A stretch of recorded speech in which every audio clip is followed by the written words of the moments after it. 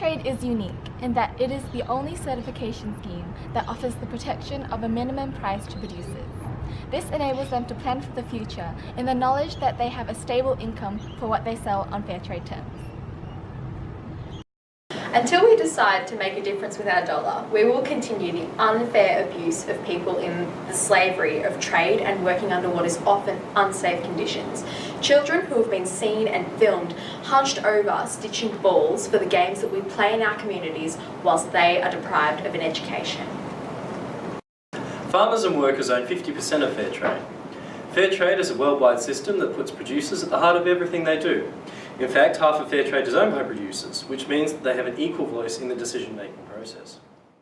Choose a product labelled with the fair trade mark, and you know the ingredients in the product have been produced by small-scale farmer organisations or plantations that meet fair trade's rigorous economic, environmental and social standards. Yes, buy a fair trade coffee, a fair trade ball or a fair trade garment, and you directly ensure a better outcome for those who need it most.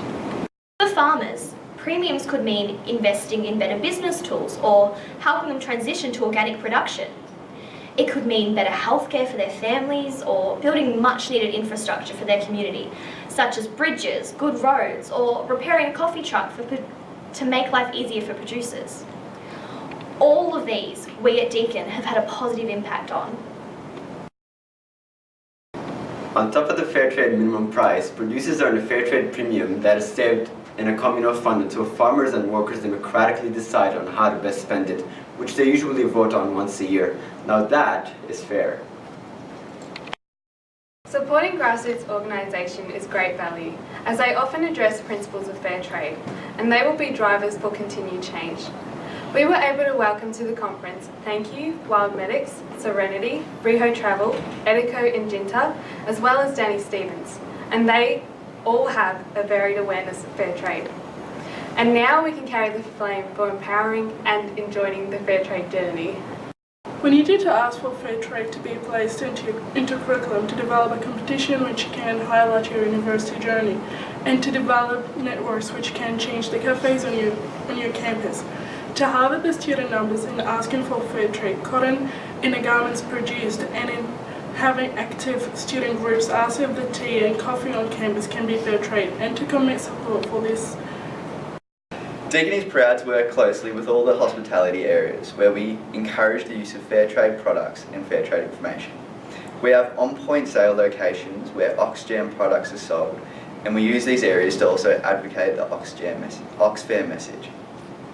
For the remaining funding, we sponsor a boy called Tabiso, and he's from Lesotho in Africa. Being fair trade accredited is only just the beginning. You need to have a student voice and a steering committee to maintain the commitment and efforts of the fair trade movement. This can come in the form of addressing barriers as well as promoting fair trade on campus to encourage growth. We as individuals and as a collective support the journey of fair trade as it is committed to changing the way in which trade has worked. It empowers those who are the poorest disadvantaged producers for establishing better pricing, fair working conditions and fair trade terms. Here at Deakin, we all worked on completing the FEC plan and implementing great speakers for the Fairly Educated Conference 216, which would lead to empowering attendees. We all contributed, we all had ownership to the final result. Never underestimate what great networking and team value will achieve. Deakin hosted this conference with all members participating in speaker roles and in the decision-making process. We had teams in operations and teams running Oxjam. Not one or two leaders, but rather many. Like with fair trade consortiums sharing in the rebates, making decisions we all shared in the value and ultimately the outcomes. It never matters where you start, only that you do. Deakin started its fair trade accreditation journey with a morning tea for finance managers in 2010.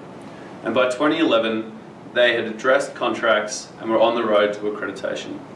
By 2012, they had developed student movements and become accredited. The initial student movement that I was a part of. Just make a start. Be the driver for change, because that's all it takes.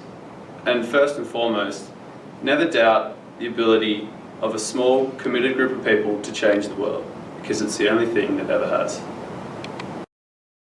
As the humans at the Fairly Educated Conference, we would like to encourage and thank everyone We would like to welcome everyone on the journey of inspiration, and we hope that you were inspired at the conference. As the committee which hosted the Fairly Educated Conference, we encourage all to apply for the conference of 2017 and to continue the inspirational journey that can be affected and which does affect real change. Thanks again.